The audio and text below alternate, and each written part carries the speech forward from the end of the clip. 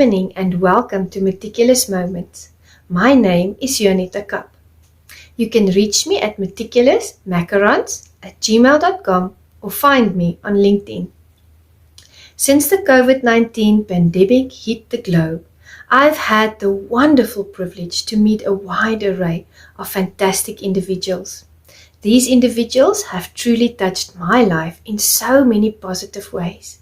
Amongst this group of people, there are authors, public speakers, life coaches, poets, leaders, and visionaries. They are the unsung heroes of our time.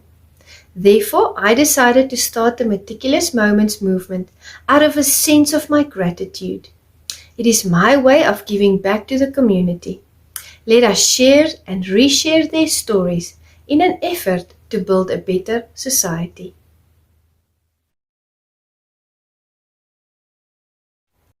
Good day, Meticulous Moments audience. Today we have the privilege of spending time with the amazing Dr. Obom Bowen. Dr. Obom is a husband and a father, an internationally recognized keynote speaker, Fortune 50 business consultant, and high-performance executive trainer. He was born in Guyana, South America. Dr. Obom works with entrepreneurs, corporate leaders, and athletes to recondition their minds for peak achievement in life and business. Dr. Obom believes that the foundations for all transformation begins with patterns of thought and has made it his personal mission to impact the lives of 1 billion families and demonstrate his values through his actions, dedicating his life to helping others realize their full potential.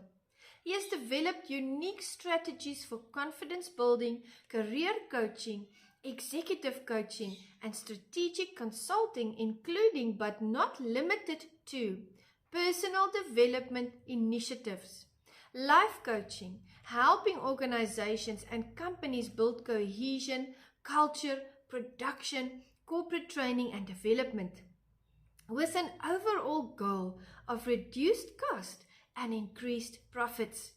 Dr. Bowen is the CEO of the world-renowned trading company Underdog Millionaire TM.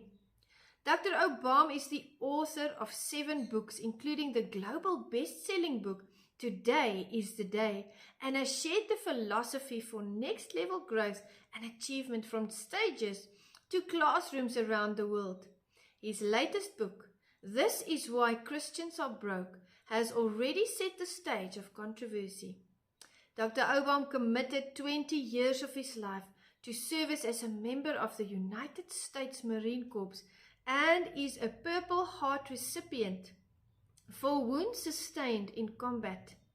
His accomplished resume includes appointed positional expertise with highly recognized organizations including World Civility Ambassador, I Change Nations 2019, Global Human Potential Authority from the United Nations 2019, and he was also the recipient of Global Inspirational Award Generation Leader 2019.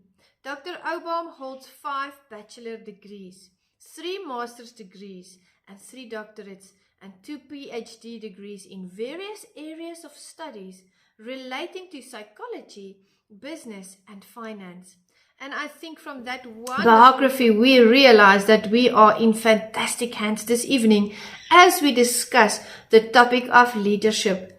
Welcome, Dr. Obom. Good evening, Meticulous Moments audience. Thank you so much for being back for another wonderful session. And this evening, we have the privilege of spending time with Dr. Obom. Welcome, Dr. Obom. We are so happy to see you. Such a pleasure to be here, Juanita. Thank you so much. Appreciate the time. Hope all is well over there in Africa. Absolutely. Thank you. Thank you, Dr. O. It's going well. We are almost moving out of winter into spring, so that's good news. So no, on this side, everything's going well. Thank you. Wonderful. Well, I'm in Las Vegas where it's just always hot. So constantly summer here. Okay, lovely. Lovely. Dr. O, would you please introduce yourself to the audience? Oh, yeah. Well, as my daughter would say, I'm daddy. So first, I'm a father, investor, entrepreneur, I've served 20 years in the Marine Corps, flatline died 3 separate times, received the Purple Heart for that. And my passion now is the Underdog Millionaire, where we help entrepreneurs build a legacy 7-figure business that they can pass on to generations. So that's my passion. I've written several international best-selling books, and currently I'm finishing a new book called This Is Why Christians Are Broke. So that's my new turning point and a new focus. I'm starting the 9th chapter this week. It'll be done. The whole book will be finished this coming week. So it'll be time to focus and market that. But that's my passion, building the underdog community and building and equipping saints. Fantastic. That's wonderful. It is such a contemporary topic as well that you're writing on. And we look forward to reading your book because it is something that people really need direction on. What other books have you written, Doctor, that you want to touch on, or, information that you want to share with us about the Underdog Millionaire, that we can get involved, that we can follow you and network with you and assist where we can? Yeah, absolutely. So the first book I wrote was called The Philosophy of Success. It was all about turning simple disciplines into massive success when you understand how to think as an entrepreneur. So it was all of understanding. I came out of a really tough time transition in my life then, which I was homeless for 5 years, living in my car, and got into the direct sales industry. Everything I learned there after started to generate a multiple 6-figure income, I wrote that book, and that book was where I learned in that process generate my first 7-figure income within a calendar year. And then my wife and I started focusing a lot on our relationship. So we had spent at the time, we read over approximately about 300 to 400 books on relationships, because previous to my marriage now, I was married before for 14 years. That didn't work out. So I said, if it didn't work the first time, maybe I might as well do it the second time and do it right. So we attended a relationship seminar basically every quarter for a year for about 10 years. So we wrote the book Passion 365, how to ignite lasting joy in relationship, in your relationship on a daily basis. That book did very, very well. And we end up launching a company called Global Fairy Tale around relationships like that. Then I wrote several other books as compilation books with other authors. So did many of those. One achievement, the one I recently wrote with Kevin Harrington and a few other professionals in the real estate and investing industry. Then I wrote Today's the Day, which is the foundation to Underdog Millionaire and the training and processes that we have. And that book has its own separate coaching program, a life of its own, training and curriculum courses, our online program for that. And now I'm writing This Is Why Christians Are Broke. So, between those, my four favorites are the first one, which is The Philosophy of Success, then Passion 365, Today's the Day, and now The Legacy Builder, This Is Why Christians Are Broke. That is a wonderful compilation of work. And I'm thinking, as you are delineating those books for us, that you really want to equip and elevate and inform and empower people. Not only do you teach them how to be successful entrepreneurs, you teach them how to have successful relationships. I mean, that's where everything begins. That is our foundation. You teach them about leadership. I mean, you are just effectively busy in the community, bringing community upliftment through everything you do, helping people to find their faith, keep their hope. And I'm wondering, where did this wonderful, magnificent leadership journey of yours start? Because I hear what you've been through, and it is such a terrible event to have been through that. And here you are today, you've made it, and you want to help others. That says something to me. Where did this wonderful leadership journey of yours start? Yeah, absolutely. And as you're sharing, I realized there's another book I didn't even mention called Cheat Code, which is all about how to become financially wealthy, right? And for those who love to use those little plastic things called credit cards, how to maximize that, how to get an 800 plus credit score. and you create a Good. whole program behind that. But all of that started earlier when I was about 19 years old, taking financial management courses in the military. So that leadership started first with responsibility. Because when you think about it, as a Christian, God equipped us to do two things. And number one is to manage, and number two is to lead. So you manage what you have, and by teaching others to do it, demonstrating it, you lead, right? Leadership that I've learned in the Marine Corps, leadership by example. So a true leader will never tell or teach unless they practice what they preach. So all my books are based on what I've done, the successes I've had, and then the instructional methodology behind how someone else can do it. So it's Wow. not just pie in the sky. It's the same stuff and information that I live on a day-to-day basis, Yes. and which is also one of the reasons each book has taken on a life of its own. There is a program, a journey, a coaching program attached to it, so I can continuously teach and train on those philosophies still, because I'm still living and doing and enacting, Yeah. so I can still, in a sense, equip the saints, which is coming back to that leadership, right? Because equip means to teach, train, and develop. And Yes. when you teach, train, and develop someone, you're leading them down a path, right? For us Christians, is down the path of righteousness, because that's a narrow path. So Yeah. in all my books, I'm teaching them to live that narrow life, in a sense, that disciplined life, that leadership life, that management life, whether it's faith, family, finance, fitness, fun, in either of those categories. And that's where those 5 books basically are written in. Yes. And it's because you live what you teach. It's because they see the example of what you are teaching them in your life. That is why you go from strength to strength. Exactly. And your So business I keeps. master one and then do the Yeah. other one. So it's, most people like to teach what they learn, but as a good leader, you have to understand there's 4 levels really of learning. First, there's learn knowledge. So you learn it in a book or a school or a course or program. Then there's the activity knowledge. So you go out and do what you learn to make sure that it's right for you and it could be passed on to others. Then you have the modeling knowledge. So you learn it, you do it, then you model it, meaning you've become successful in it.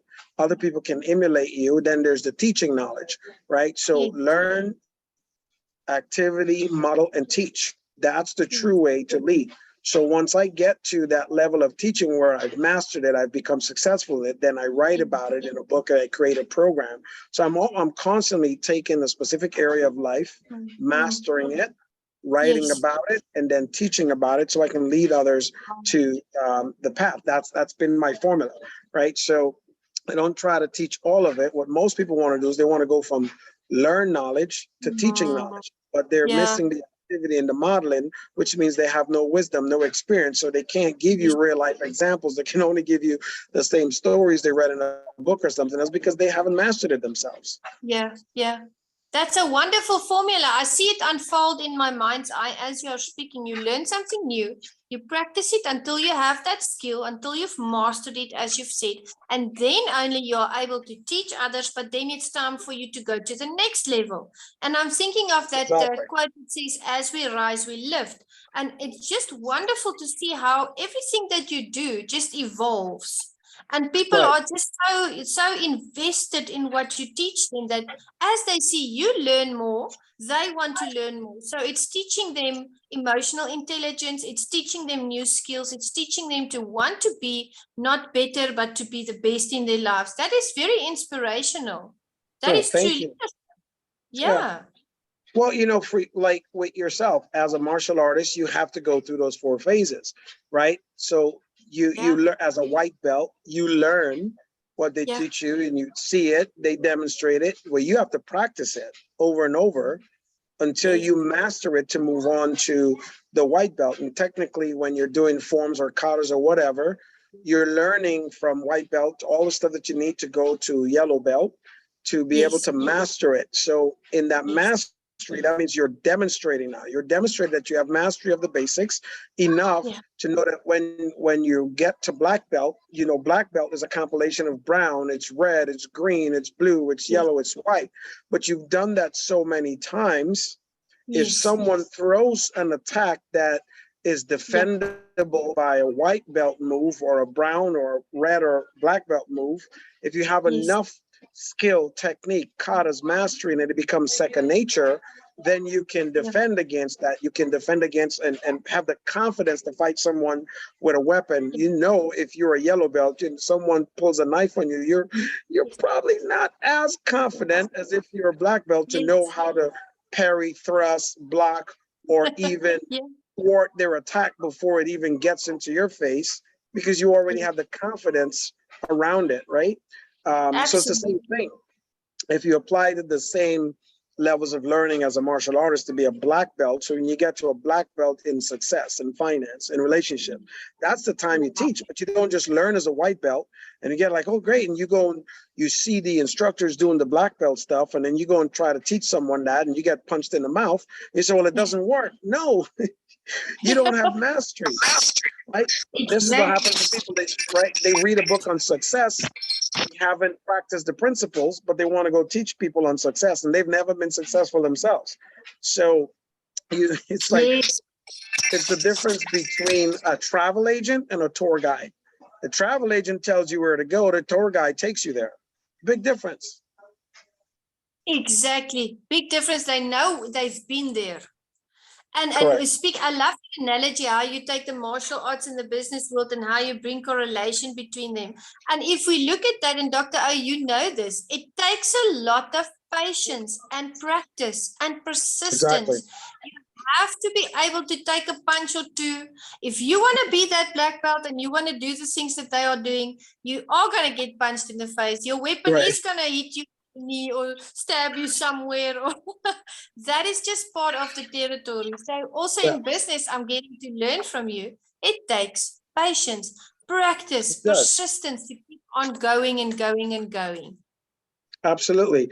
As I shared with a couple of friends this morning, said if you want to become, successful in business, first you have to take Yeah. a leap of faith. But Yes. it's not just a leap of faith; it's a leap of faith and a journey of unexpected variables. Because Yes. building a successful business requires a Yeah. little bit of crazy and a lot of Yes. courage. I think that's also another good example of martial arts, because you have to be a little bit crazy. You have to be a little bit crazy, and you have to have a lot of courage. Because Yes.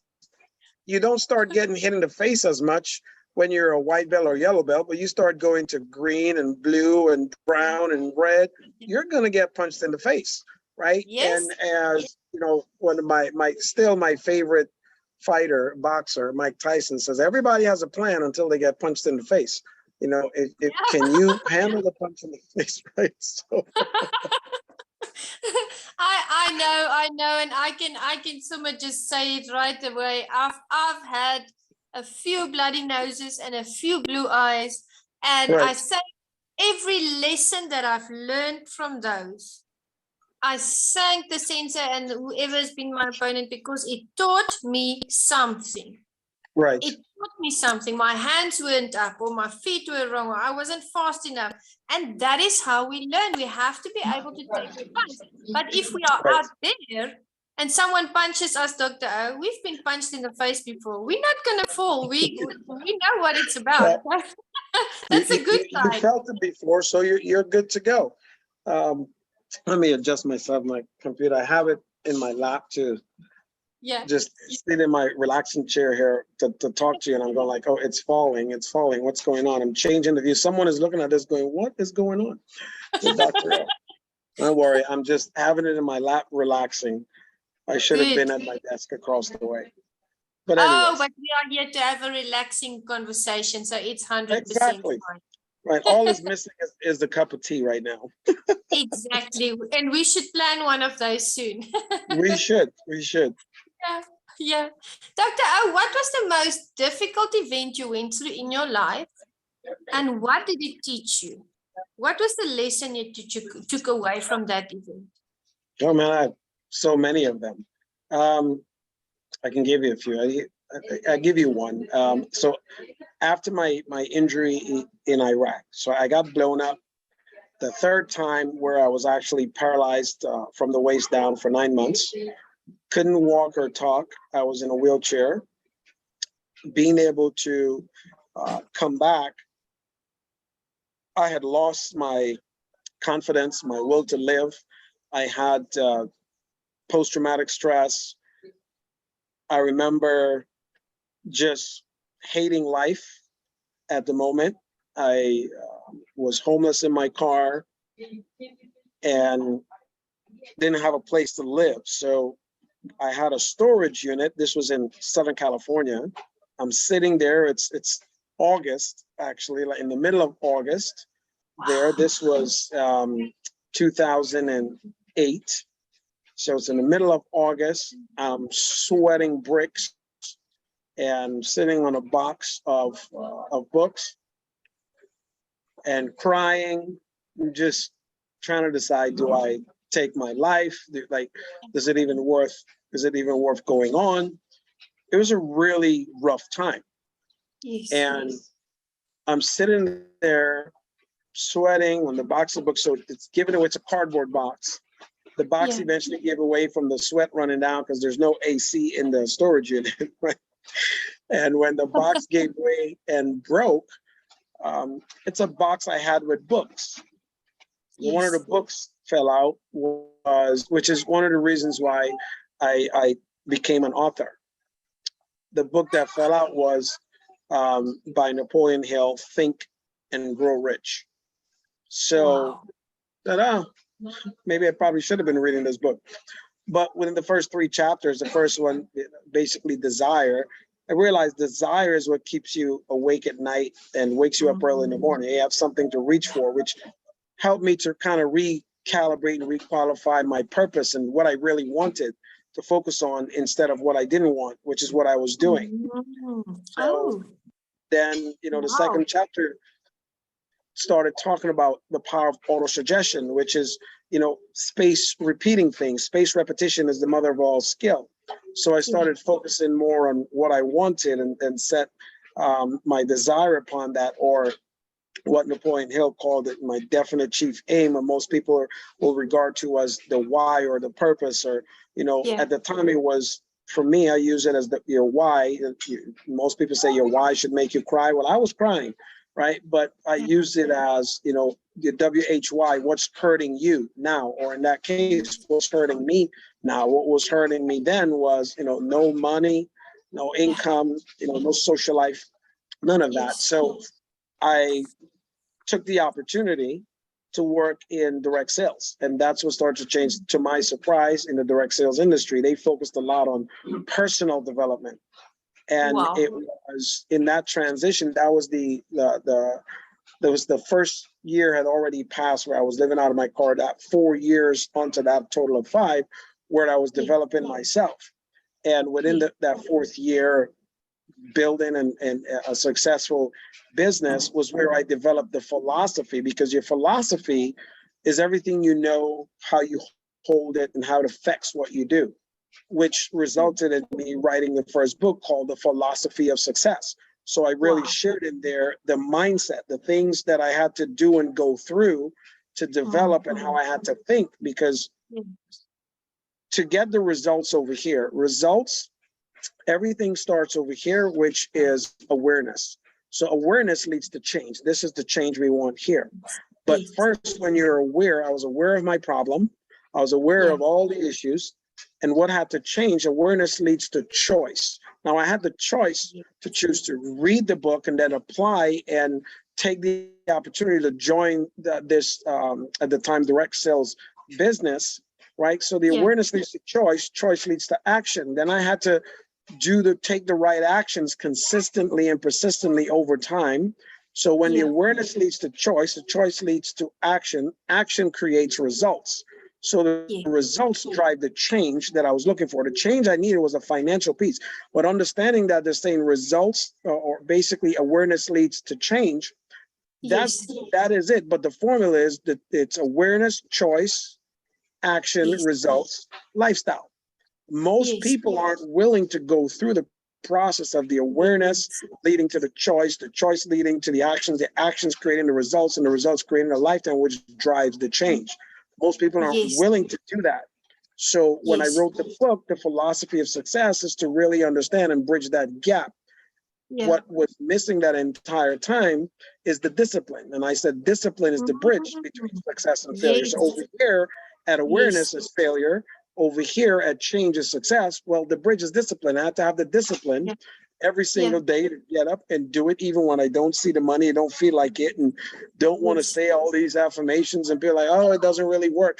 But like I said in the beginning, you want to build a successful business, you have to take a leap of faith into a sea of almost unexpected, a journey of unexpected things, but you got to be a little crazy and you have to have courage, right? So in my situation, most folks would say, you're insane, you should have gotten a job. Well, I don't like the feeling of working for someone 8 hours a day for them to pay me what they believe I'm worth. I would rather, in a sense, if I'm going to suffer, might as well suffer for the price that I want. Yes, yes. I agree with you. And I was thinking while you were illustrating that, you articulated that so well, because I could see it unfolding. I've seen in the ministry, I've seen in my life that people go over to action many times, but if they don't see the results fast enough, then they give up. And they are so close to that breakthrough. Yeah. Normally there's the one of the books I read then, 3 feet from goals. Like at times they come so close but don't know. And if you've ever seen a well, people prime the well or the pump to get water. The water is 90 feet down, and you have to pump and pump and pump and pump and pump and pump it all the way up. Typically, by the time it gets 10 foot away from coming out the spigot, your arms are going to get tired. And but it's at that time when you're tired, you kind of have to push through. You have to pummel through, because it's coming, and the pressure builds harder, because now you have water coming from 90 feet to 85 feet to 80 feet to 75 feet to 70 feet, all the way up. So the more the water comes, the pressure is going to be. So if it's there now at 80 feet, it's got 10 more feet to go. It's going to get that pressure. And at that last moment, most people take a break before the water comes out. Like, whew, I'm going to start again. And as soon as they take the break, the water goes. So every time. Exactly. Every time it comes up, they take the break at the same point. Oh, they get frustrated. Well, you have to go until that water comes. The moment the water breaks and comes out, the pumping becomes less than it was when you first started pumping. But you have to be willing to go through that painful moment. It's like you're a mother, you carry that baby for 9 months, then come the worst, which is the best time, all of the same. It is the pain and joy in almost every woman, not every one of them, almost every one of them, right at the moment before the head breaches and comes out, says, that's it, I'm done, no more kids. And then the kid comes out a year or two later, they're happy, they start the process all over again. It's the same thing, but they're still willing to pay the price. 9 months. Listen, I love women and I salute you all, because there was no way, I don't know. I don't think I can push anything out there. Be coming. Nope. So glad I was made a man.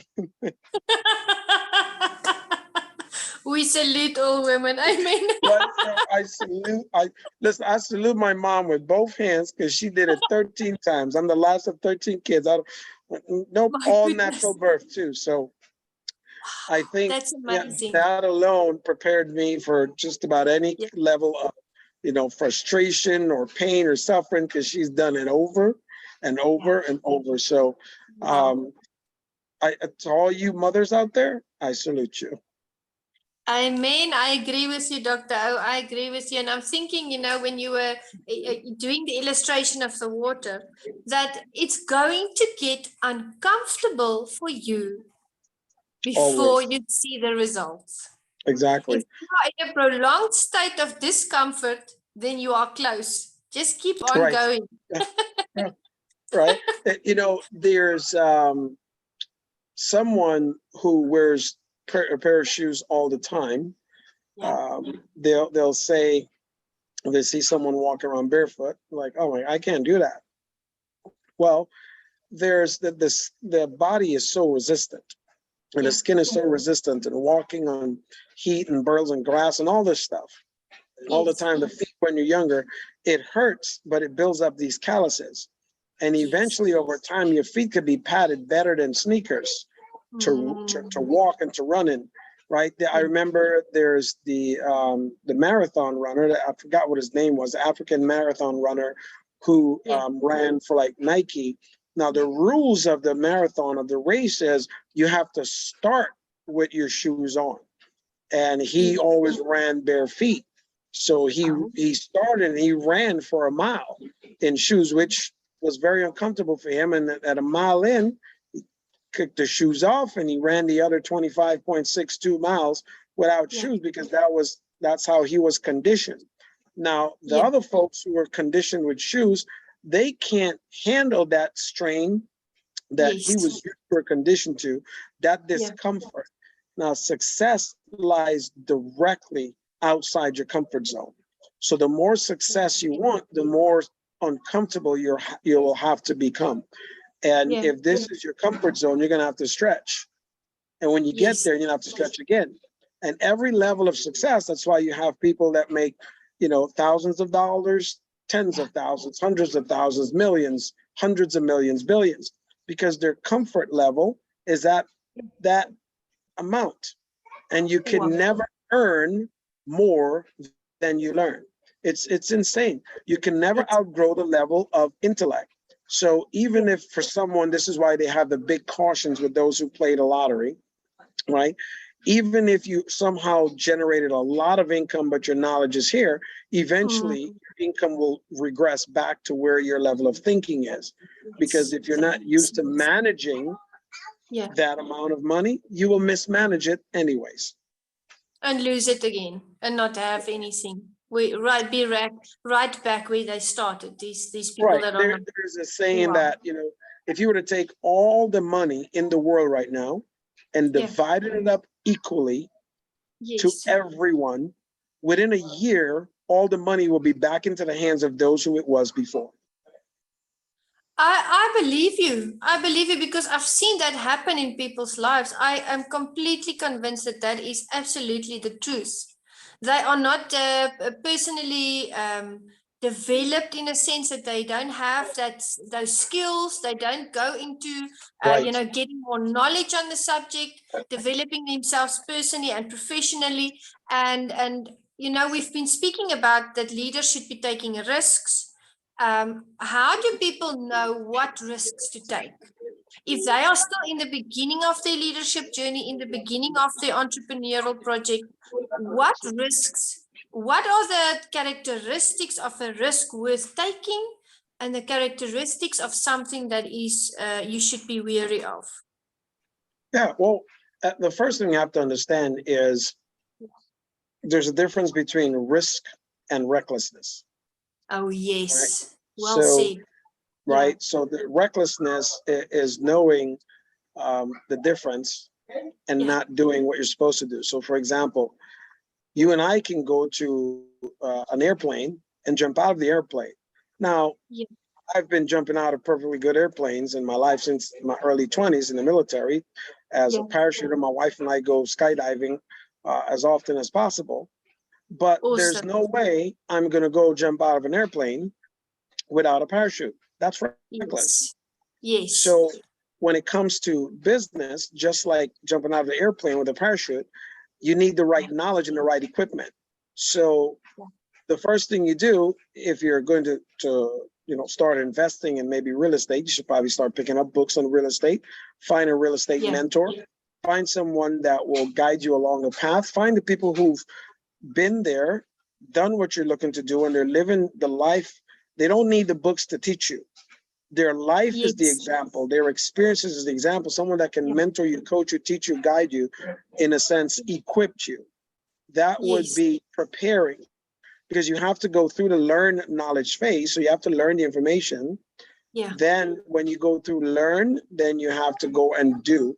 So you have to, in a sense, learn, practice, model, master before you start to teach. So you need to find someone that's already at the mastery level who could teach you and show you at the same time and hold your hands, right? That's called, in theory, that's called a hypothesis, which means it's an educated guess, right? So would you rather go and get help from the person that's been doing real estate for a year or the person that's been doing it for 10 years, right? Yeah.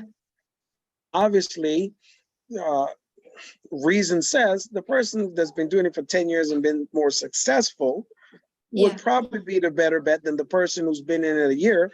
Even if they've been doing it for a year and they've had some successes, they might have just seen what's going through now with the trend. With specifically now that I've been well vested in real estate, there is a 7 to 10 year trend that's been happening for the last 250 years throughout Yes. the world. So Yes. the person that might be a year and they're having so much success, they might be on the upswing of the trend and they've not learned yet how to go through the downswing. But the person with the 10 years have been through the downswing and the upswing, and they know how to help you to taper through there. That would be called the hypothesis of doing it, which is an educated guess of finding which mentor do you want, right? So Yes. sometimes it's not all, the person with 2 to 3 years might Yeah. have good consecutive, because it also depends on, well, did they start real estate for the first time and is that their first venture, or were they an entrepreneur, been in success for a while? So like for me, if I'm getting into a new area now, I Yes. understand that I might be new into the area, but I'm not, especially if it's business, I'm not new to business. I've been in business for over 20 years. I sold over 120 different companies. So me Yes. starting and someone else starting, that's two different starting points, because I Yeah. come with a varied amount of experience. So at times I could be starting, which is what happens a lot. I could be starting a new business or an opportunity with someone else, and I'm seeing greater success than most people. Why? For Yes. example, when I Yes. started Underdog Millionaire, it's a brand new business. The company is now 2 years old. We're doing some amazing things, but Yes. I didn't start this business with 2 years or no experience. I started it with 20 years of experience. Yes. And I've started Wow. many businesses similar to it. So from day one, I have 20 years of experience. That's a huge difference compared to when I started my first business. I had a lot to learn, but all those things I learned were already expected. So when you think of the risks and the stuff with what might be very, oh my gosh, I don't know, the bottom is going to fall out. I'm just like, listen, the bottom was coming. I'm already prepared for it. That was a risk Yes. I'm willing to take because I know it's coming. You know what's But coming. Yeah. exactly, the Wow. person who didn't know, they're scared and they're like, how are you sitting there looking like there's nothing going on? Because there's nothing going on. Right? Yeah. The world sits on a cycle: winter, spring, summer, fall. And for the past 6,000 years, that's what's happened: winter, spring, summer, fall. Yeah. Businesses go through the same thing too: winter, spring, summer, fall.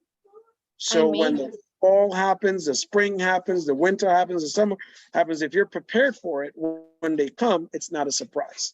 Wonderful, wonderful, and you've put so many ideas in my mind, because we're talking skydiving and we're talking mentors.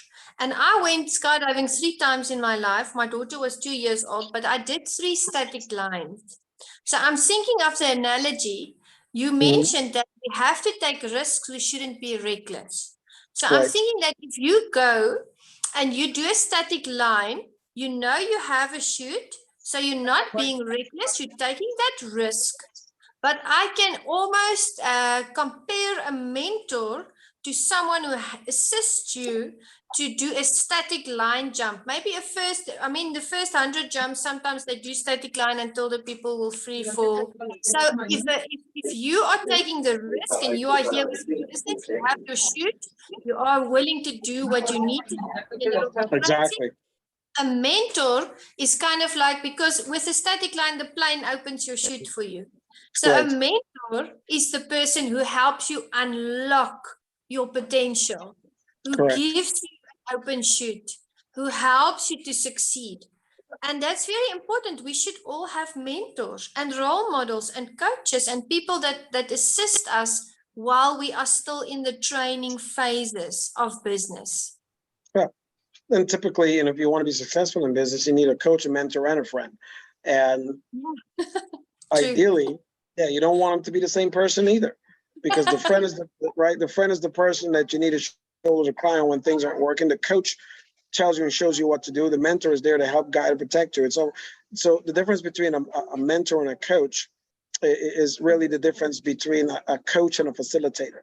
The coach Yeah. tells you what to do. The mentor helps facilitate, right? So let's put it into an analogy of sport. Let's say you're playing beach volleyball. Yeah. So the coach tells you about the tactics and how to hit the ball and how to win the game. The mentor really guides you on overall how you should play the game. Yeah. Yeah. And where you need to keep the ball within the boundaries of. The coach is just trying to help you to win the game, whereas the mentor is there to help you elevate your level of playing. It's a big difference. Yes. Big difference, big difference. I was in the dojo the other day and the Kiyoshi was there and a little boy was tugging on his gi, and the Kiyoshi is also a teacher at school, and the little boy asked the sensei Kiyoshi, he said, who's the best coach? And he threw some names, a cricket coach and a rugby coach at school, and the sensei kept quiet. And he did it again, he asked again, and then Kiyoshi turned around and he said, the best coach is the honest coach. And that made a very big impact on me, because honesty, I mean, when we are busy with something, we want people to tell us really where we are. Exactly. What we really have to work on. Yeah. Yeah, because you can never grow from where you think you are. You can only grow from where you actually are. Right. So in his analogy, the honest coach will tell you, you suck. So we need to fix that. But a lot of coaches go, oh yeah, you're doing great. Like, no, yeah, you're not doing great. You suck. And we need to fix that. So that's what the honest coach will tell you. Like, you suck. We need to fix it. And here's what you do. Now, you might not like it. I remember one of my first coaches when I was building, my wife and I were just right on the cusp of building it was an annual 6-figure business. And the first time I told my coach, I says, I'm stuck. Like, we're stuck here. And he says, no, you're not stuck. You're simply refusing to move. I wanted to punch them in the teeth, but he was right. Right? So most people think that they're stuck. They're not stuck. They're refusing to move. Why? Because at that point, they're comfortable, right? They're in that state of apathy. Now, listen, for me, that apathy is a natural human instinct. It's common to us all, and it consistently forces us to seek a comfort zone where nothing ever changes. So if they're there, it's like you're comfortable, you want to move, like, I'm stuck. No, you're in a comfort zone where nothing is changing. That's apathy. Now they need to choose growth. Now, what's growth? Growth is that thing that you consistently do to remove yourself from your current comfort zone. So I say current comfort zone because you say comfort zone, someone will say, well, I used to do this. That was my comfort zone. Now I'm out of it. So I'm successful, but I'm stuck. I'm not moving forward. No, you're in a new comfort zone. So you have to move from the current comfort zone, not the one you have before, thinking like, oh, well, I made it. I'm making, $5,000 a month now, but I'm stuck. I can't get to 10. No, your $5,000 comfort zone is the same as you had for 2,500. And you're refusing to move to 10,000 because maybe that requires you doing a little more work or getting up a little earlier or putting in more value, because you never get paid for what you do. You get paid for the value you bring to the marketplace. Fantastic, fantastic. Being able to recognize that a comfort zone is your enemy, because it stifles your progress. Doing that self-talk and saying, no, I'm not going to be like this. I'm not going to think in this manner. I'm going to progress. I'm going to make sure I'm uncomfortable because I want to make a difference and be better. Exactly. Wonderful. And the enemy is nothing more than the inner me. That's the fight, the struggle one have with themselves all the time. Yeah. Inner me. Fantastic. I've never heard that before. Wow. Yeah, the inner me, the only way you change that is through your philosophy. That's, again, the reason why I wrote the first book. Yeah. Because your philosophy is everything you know, how you hold it, how to fix what you do. So philosophy, which is your thoughts and actions and your belief system, people perform to the level of their belief. That's chapter 4 of my book, Today's the Day. Meaning that if you don't believe you could succeed at something, you won't even take the actions, because your philosophy drives how you think. How you think drives what you say drives what you do drives the results, and the results compounded over time equals the change. So if you want to change, you have to go and change your philosophy, which means you change the way you think, which means you change the way you believe. Most people need to change their belief about money. Yes, yes. They believe money is their problem. Money's not their problem. It's how they think about money is the problem. Yes, yes, right? Because money in actual effect is only a tool. It's a tool. It's a tool that we use that tool effectively to bring you to things that you need. And people say, like, when folks have a lot of money changes people. Money, it doesn't. More money reveals a person to themselves, who they are at their core, what their character is, right? Because they show up with the personality. They don't have all the money they want. Then when they get all the money they want, it gives them the chance to have the choice to show more of who they are. That's really what it does. So the money never changed them. They were just, lack of a better words, they were just a rich a-hole or a poor a-hole all the time. When they got more money, they have more options to show their character. Yeah. True, right? Because what's inside will eventually come out regardless. Exactly. Yeah. Garbage in, garbage out. Good in, good out. It's the same thing. So inside of you, if you're always something else and you have a whole lot of money, so the more amount of money someone earns or receives, it raises restrictions. So when you have, like, for example, if you don't have, let's say, for example, you only have maybe the earnings of $1 million in your lifetime. So if all you're ever going to earn, because you never raise your comfort level, compared to the person who has a comfort level of $1 million within a year, this life is more restricted than this life, right? If you need to fly to go to another country, you will go and maybe have a commercial flight, and you might fly coach. Someone who has a little more money, they may fly first class. The person that has enough might fly with their own jet. It's a different experience. And when you fly with your own private jet, guess what? You don't go through airport security the way everybody else do. You pull up through the private gate and entrance. You meet the person there that takes the bag. You go in, you tell the pilot where you're going, because they already have the flight plans laid out. They know where you're going. You go and you sit down, and the flight takes off. There is no waiting 2 hours before the flight takes off. If your flight is supposed to depart at 5, you can show up at 4:45 and ready to go. It's a different experience, right? So flying private changed my life. I remember the first time I flew private, and then had to go back on a commercial flight. It's like, no, just no. Okay, it's not the same. So, and if everybody would just realize that, they have the capacity to do that. We all have the capacity to get there. Exactly. Right. And that's the whole thing. That's the awareness that led to change. The first time I flew private, my awareness was like, listen, over here where I want to fly more private jets, like, this life is so much easier. That had to change the way I think, which changed my actions, which changed the results and the amount of income I was earning to do it more. Yes. Right. To live the life I live. Right. My wife and I were going to be traveling for the next 3 years. That's it. That's what are you doing, doctor? I'm traveling. Where are you at? I don't know. Where are you going? I don't know. Wherever my wife and daughter decides. But to get to this life, I had to change the way I thought, change my actions, which drove the results that now give me the lifestyle. If I want to do more, do whatever, then that first starts with the whole new education again.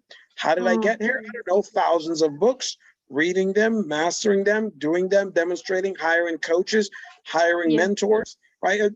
All of those things, I invested hundreds of thousands, millions of dollars into myself, the education of myself, but the results, the return on that investment was some cases tenfold, some cases 100-fold, some cases yield nothing. But what did I get for the case? I think it's not nothing. I either get a lesson or I get a profit. It's just that simple. I get a profit or a lesson. Yes. Now I could cry and complain about I could cry about the lessons, or I could celebrate and be grateful for them. Yes. And obviously celebrating what we are grateful for is our strong suit. And if we learn a Absolutely. lesson tomorrow, we do it better. Tomorrow we know what to look out for. Exactly. Tomorrow we are one step ahead. Right. And it's gaining wisdom, right, Juanita? The Yeah. wisdom is the ability to know the difference between the doing and, in a sense, what some would say, the done. So Mm, you have an idea, you want to get something done, you do it. yeah. Wisdom is the knowledge you learn through the Mm, actions. mm, So you mm. know what not to do next time. Right? Yeah. As Yeah. you get older, you learn, you sit there with wisdom. It's listen, I love spending time with the elderly or folks who are mature in an area of discipline, because you cannot pay for Yes. wisdom, right? But you Yes. can learn from it, you can earn from it, Yeah. you can garner it, you can cherish that. Mm, You mm. can't ever pay for that. They're like someone who's lived a very marginal, narrow, disciplined life. I sit down and have an hour conversation with them, asking, I'm taking notes so that I Yes. can Yes. apply the lessons they taught me. Now, here's the deal. They'll give me the lessons off of 20 years of discipline and hardship and all that Mm. other stuff, right? Yeah. The average book takes about 50 years of experience and research into it, which is why I read books. That if you really want to hide the secrets to the world, put it in a book, because not enough people read. Only the 1 to 3% do. True. True. And if only they realized how important it is, because it Mhm. helps to break out of those self-limiting beliefs, to change the difficult places or the uncharted places in their worldviews. It helps them to realize why they believe what they believe, what brought them to that, what is the better way. If they would only realize that investing in self is not something that is selfish, it is something that is optimally necessary, because Yeah. we grow up in a society where we are taught to give, give, give, and we always put ourselves at the end of the line. And I did that for a very long time in my ministry. I was a people pleaser of note, because I was young and I wanted to make an impression and I wanted to be good to society. And at the end of the day, I realized by putting myself last in line, I was exactly that. I kept Yeah. being last in line in things. And then I changed my mindset when my mother passed away and she spoke words of wisdom into my life. I applied what she said and I started putting myself first. And there Yeah. were tremendous changes. Of course, you Tremendous. have to be selfish in order to come back and be selfless. And this is what Yes, people I don't love that. understand. For example, if you look at each life as a Yeah, bank accounts don't flourish with just withdrawals. It needs deposits too, right? You yes. cannot flourish Mm, without just giving and not receiving. You need to receive in abundance to be able to give. So yes. when you change your philosophy from that, it's like, listen, I'm a bank account. I need Yeah, funds both ways, not just dispensing. I need it to be yes, coming in yes. too. I like that. I'm gonna see that now. Every time I have a thought about, this, I'm gonna see that analogy. I like that. Wonderful. Yeah, That's a yeah. So wonderful, you have to, empowering way to view it. Yeah. yeah, you have to look at, when you spend time with people, who's depositing and who's withdrawing. And, Yeah. if the folks keep withdrawing, when are they ever going to deposit? If they're never depositing, then that's an account you have to close out, because it's leaking, it's bleeding. And just like Yes. the body, if you have a cut that you never patch up or take care of, you're going to bleed to death. Yes. And Yeah, you know what? The next person, they are looking after themselves and their lives. And yeah, it's your responsibility to do that for yourself. No one else's exactly. responsibility. Take No one else is ownership. responsible for it. Yeah, yeah. I'm wondering, Dr. O, what was the most difficult decision you've ever had to make in your life as a leader? And what Yeah. did you decide and why?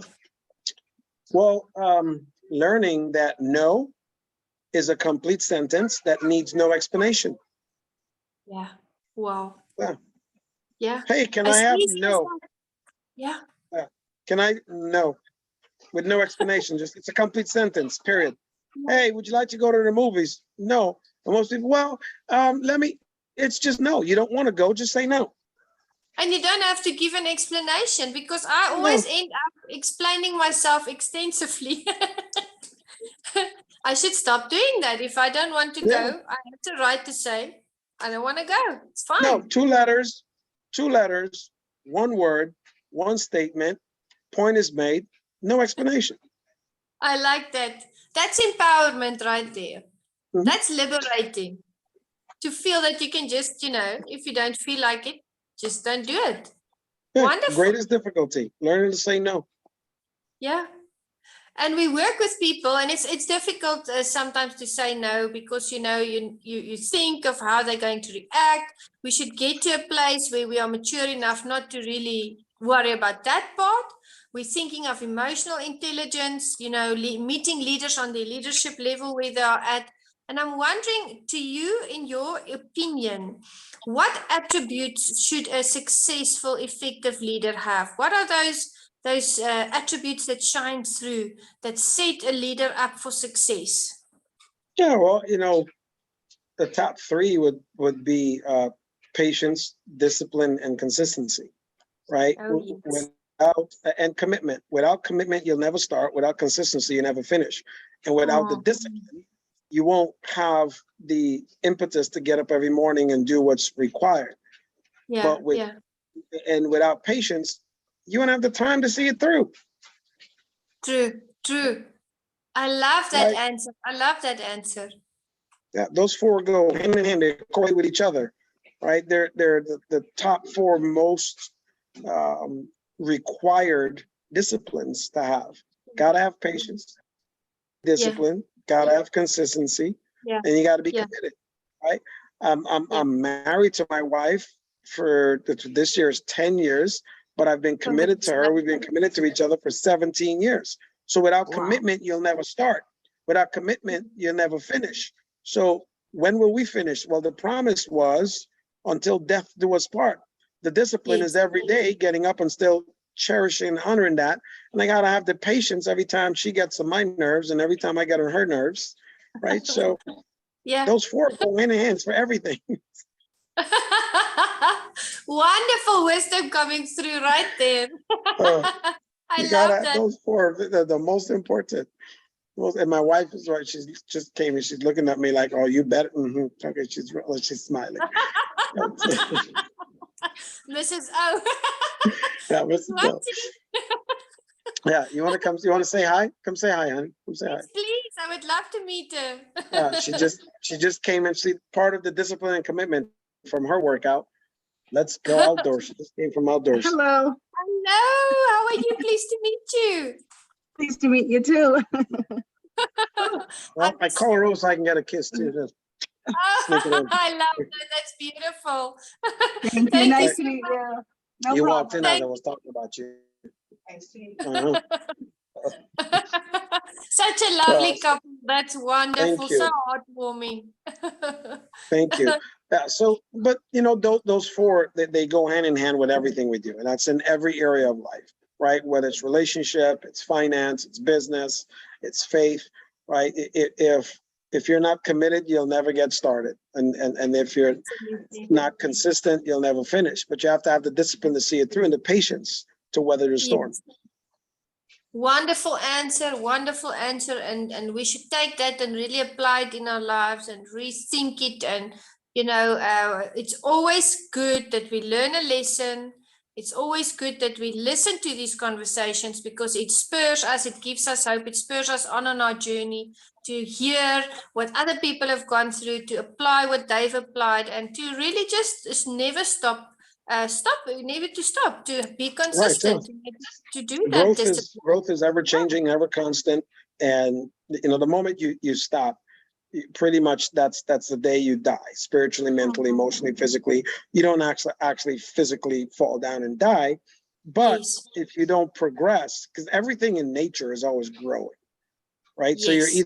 either growing or declining. And if you stop progressing, this is why most people fail. They never continue to read after school. They never continue to develop. So Yeah. every muscle in your body is meant to be developed. So you have to develop the mental muscle. You have to rep your mind like you rep your muscle in the gym.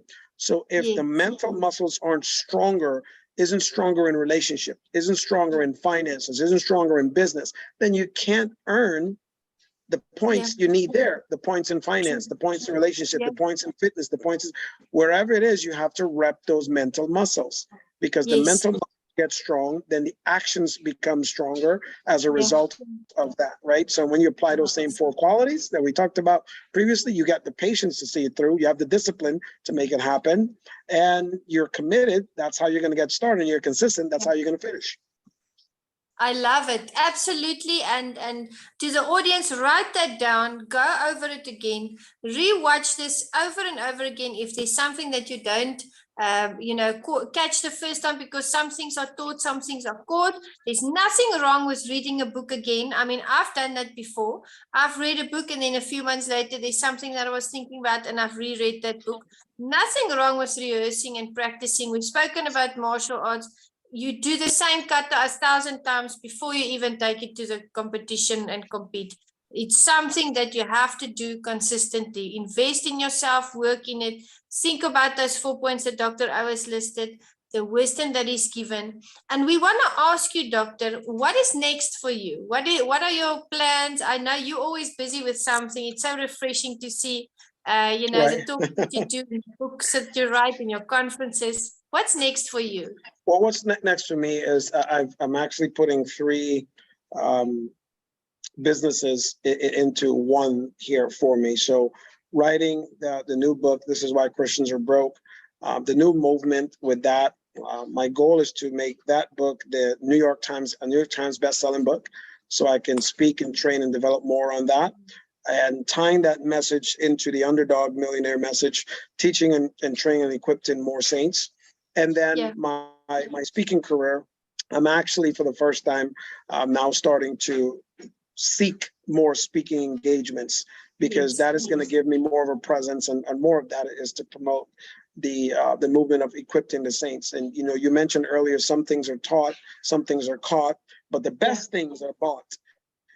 So what I'm selling is hope. The next thing for me is to sell hope and bring, because without an ounce of hope, you die.